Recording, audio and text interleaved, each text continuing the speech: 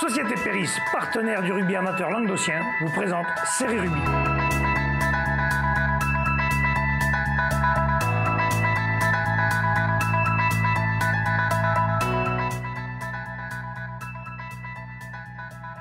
Bonjour mesdames, messieurs, bienvenue à Fédéral Rugby, votre émission sur les fédérales en Languedoc avec mes chroniqueurs. Bonjour Michel. Salut Alain. Bonjour Pierre. Salut Alain. Bonjour Bruno. Salut. Ah, ça y est, on sent que c'est monté d'un cran. Hein. Michel, là, il est bonjour monsieur. Enfin, bonjour. C'est la fédérale, c'est sérieux. Allez, on va attaquer la 15e journée de Fédéral 3, messieurs, la poule 11. Allez, les matchs étaient les suivants. 6 Jean pour la Nouvelle recevait Pézenas, victoire de Pézenas, 28-0. Rizel Bonpass recevait Thuir, victoire de Thuir, 14-6.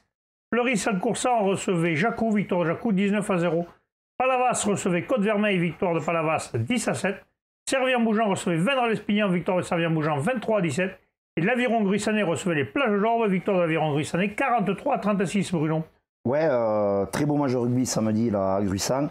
7 essais à 5, les spectateurs se sont régalés. On pouvait s'attendre peut-être à une plus large victoire de Gruissan, en tout cas au bout de 20 minutes, puisque Gruissan menait 21-0, 3 essais à rien. C'était sans compter sur une équipe de Plage d'Orbe un peu rajeunie, et qui n'a rien lâché, qui s'est accroché, qui remarque un peu avant la mi-temps, et qui est même revenu à 26 partout. Pour inquiéter les Gruissanais qui ont remis un peu le bleu de chauffe devant pour s'imposer. Heureusement pour Plage d'Or, parce que c'est vraiment mérité. À la dernière minute, ils arrachent le bonus défensif sur l'implication des joueurs et vraiment ce qu'ils ont proposé. C'est mérité pour eux. On passe à Servien-Bougeant qui recevait Vendres-l'Espignan, Michel, un match où nous étions, 23-17. Un match serré, non, n'est-ce pas? Oui, même si Servien avait fait le décalage au départ, avec un Flamand qui a été extraordinaire, hein, encore une fois. Toujours le capitaine de Servien-Bougeant. D'ailleurs, c'était Idrissi. Nous avons une réaction d'après-match, Michel, justement. Bien, donc on se retrouve à la fin du match de Servien-Bougeant qui recevait l'entente Vendres-l'Espignan. Donc une victoire de Servien-Bougeant 23-17. Donc je suis en compagnie de Abrash Idrissi, le capitaine, Christophe Flamand, l'arrière, et Christophe Villaplana, l'entraîneur. Donc Abrash, ça a été une lutte farouche quand même dans les rucks aujourd'hui. Ouais, c'était dur, on connaît les valeurs de Vendres. On sait qu'ils lâchent rien, qu'ils nous ont posé des problèmes là-bas en match aller, on a su répondre. Et là, au match retour, on s'est dit qu'il fallait travailler là-dessus, surtout qu'il y a 15 jours, on s'est loupé contre Palavas. On n'a pas été bon contre Palavas, et là, on a montré les valeurs des Servien-Bougeant chez nous, et il fallait surtout pas perdre. Et ça, je suis content des copains, je suis content de l'équipe, c'est bien. Il faut qu'on continue comme ça, et on va les dimanche prochain à la côte, on va essayer d'être. Christophe, on a vu sur les ballons de contre-attaque que tu t'es régalé, hein, tu nous as mis un peu le feu de partout. On a cru que vous aviez tué cette équipe, mais ils vous ont fait craindre jusqu'à la fin. Ouais, jusqu'à la fin, on est fort. Hein. Et tous les dimanches, c'est pareil. C'est ça le problème, c'est qu'on fait les bonnes premières mi-temps et on se fait toujours pas. Il y a des fois, ça passe pas, comme Palavas il y a 2 semaines. Mais là, on l'a emporté, c'est bien. Heureusement qu'on a marqué quand il fallait.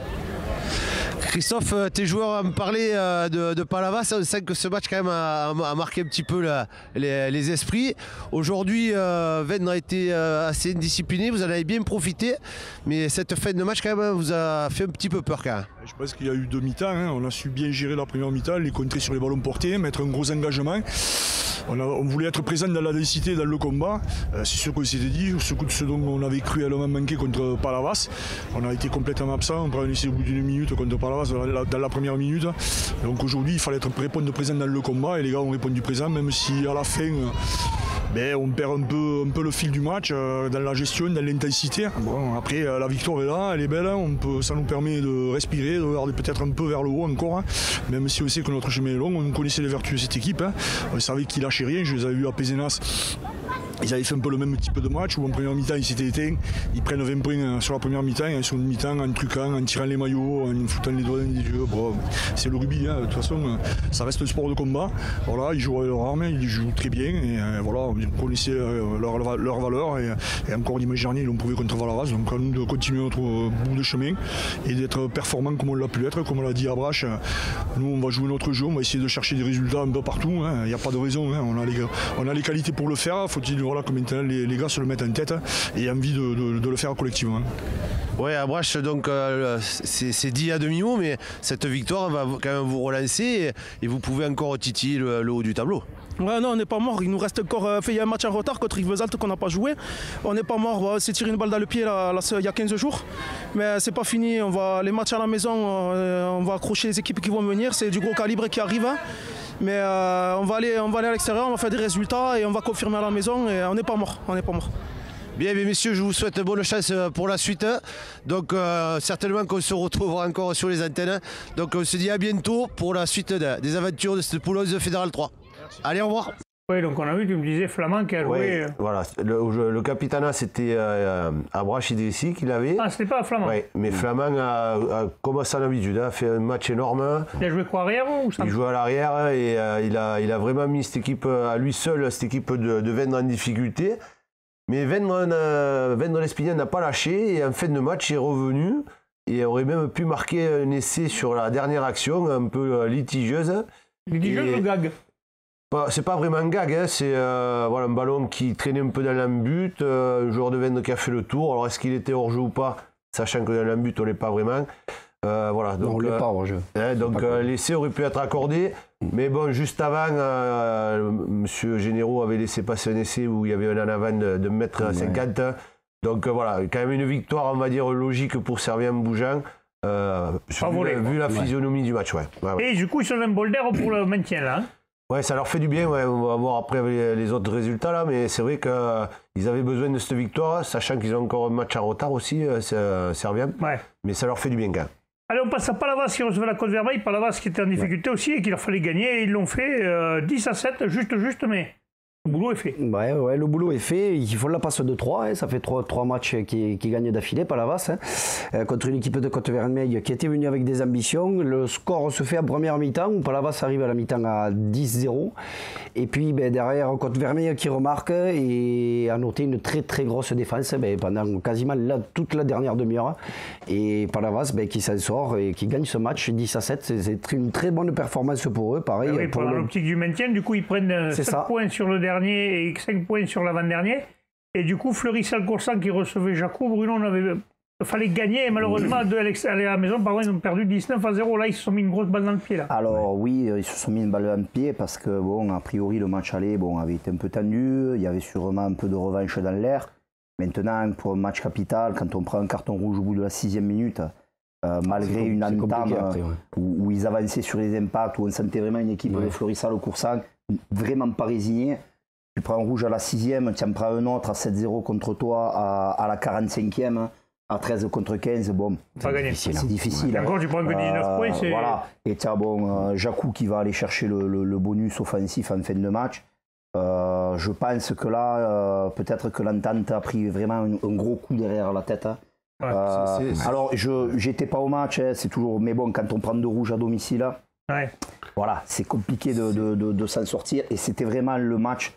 Pour les relancer, quoi. Voilà. C'est dommage. C'est dommage hein, pour cette équipe de Fleury parce que je pense qu'elle avait largement les moyens de rivaliser, surtout devant. Et là, comme tu le dis, hein, de jouer à l'infériorité numérique face à une équipe de Jacou qui aime bien en plus déplacer le ballon. Qui a joué les playoffs, donc du coup, ils aiment ça. Surtout que vraiment, sur les 20 premières minutes, dans les impacts, ils sont là. Quoi. Ils sont présents et ils étouffent un peu cette équipe de Jacou. Mais bon, qui a profité des fautes de la supériorité numérique. Et puis... Allez, on passe à Thuir qui est allé faire le coup à Rivesaltes-Bonpass dans le derby. C'est ça, dans le derby, Thuir qui va s'imposer. Thuir, on sait que c'est une équipe très difficile à manœuvrer. Ils perdaient 6-0 à la mi-temps et puis ils font le break en deuxième avec 2 essais, et notamment un essai de pêche, encore une fois. Excellent 3/4 centre dont on parle moins dans cette équipe de Thuir, mais qui est toujours... propre dans ce qu'il fait, ouais. Parfait. Allez, on passe au dernier match. Pézenas qui recevait Sijan-Port-la-Nouvelle. Et là, pareil, Sijan-Port-la-Nouvelle devait de gagner à domicile, mais c'est pareil, là, 28-0. Là aussi, à l'image de Fleury-Salcoursan, une mission un peu difficile, hein, parce que Pézenas, après son match de Gruissan, nous a quand même montré que c'était vraiment une grosse équipe de cette poule. Et bon, pour Sijan, ça a été compliqué. 4 essais pour Pézenas. Un doublé encore du supersonique Carillon qui vraiment va très très vite avec cette équipe de Pézenas et marque, je crois, presque à tous les matchs. Donc 4 essais à 0, un bonus offensif pour Pézenas. Et encore Sijan la nouvelle qui va se retrouver en difficulté. Et à lutter pour un maintien, mais ça va être compliqué là. Il y avait eu vraiment mieux là, avec 2 victoires consécutives, des matchs qui s'accrochaient. Là aussi, coup d'arrêt, 28 points, même si Pézenas est au-dessus, ça fait chaud, quoi. Cette poule, 3 victoires à l'extérieur, 3 victoires à domicile. Les matchs de ce week-end se joueront. Pézenas recevra Rivesaltes Bompas.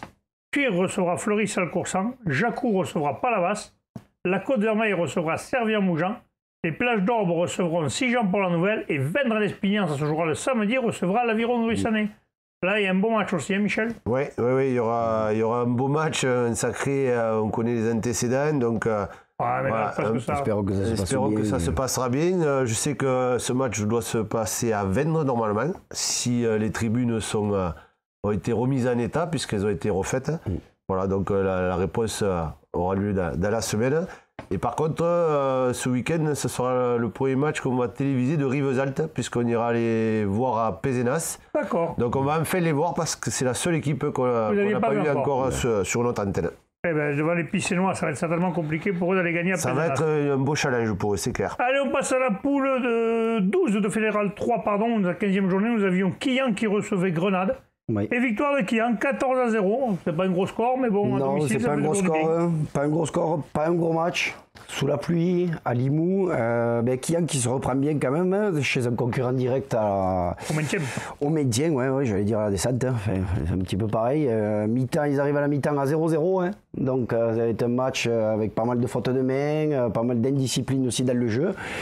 Et Quillan qui gagne 14-0, un essai à la 78e et un essai qui leur a été refusé apparemment, qui était quand même valable, pardon, et qui aurait pu faire encore un petit peu plus la différence. Donc Quillan qui se remet dans la course au maintien. À signaler que Quillan ne jouera pas ce week-end. On passe à la Fédérale 2, messieurs. Il n'y a pas eu de match ce week-end. Les intempéries de la poule 5, ni Castelnaudary ni le 4 n'ont joué. Par contre, ils recevront ce week-end. Le 4 recevra Millau. Et Castelnaudary recevra le Toctoec. Allez, on passe à la Fédérale 1, messieurs. Là, il y a eu 2 matchs. Nous avons Nîmes qui recevait Dijon. Victoire de Nîmes 44-41. C'est du super rugby, ça, Michel. Et Agde qui recevait la Seine. Et par contre, la Seine est venue faire un petit coup en gagnant à Agde 13-9, Michel. Ouais, même un gros coup, on va dire, parce que voilà, cette équipe d'Agde avait besoin de points. Et la Seine a fait la différence en ce début de match, en marquant d'abord une première pénalité. Ensuite, l'ailier Solé Kalika, un débordement a marqué cet essai qui leur a donné la victoire, puisqu'après Agde en vain a essayé de rattraper cet handicap. Ils ont fait un bonus défensif, mais ils sont revenus accrocher le bonus défensif, mais ils s'inclinent 13-9 à la maison. Et voilà, encore une opération, on va dire, pas très bonne pour eux et qui va les mettre à le week-end prochain, ils ne joueront pas, donc les autres peuvent reprendre de l'avance sur eux, c'est jamais, donc c'est un peu un mauvais coup. C'est ça. Nîmes recevait Dijon, 44-41, le Super Rugby était à Nîmes ce week-end. Ouais, voilà, écoute, moi je suis préposé au gros score, au score de basket ce week-end, c'est très bien. Non, beau match là aussi, 10 essais en Fédéral 1, c'est plutôt rare.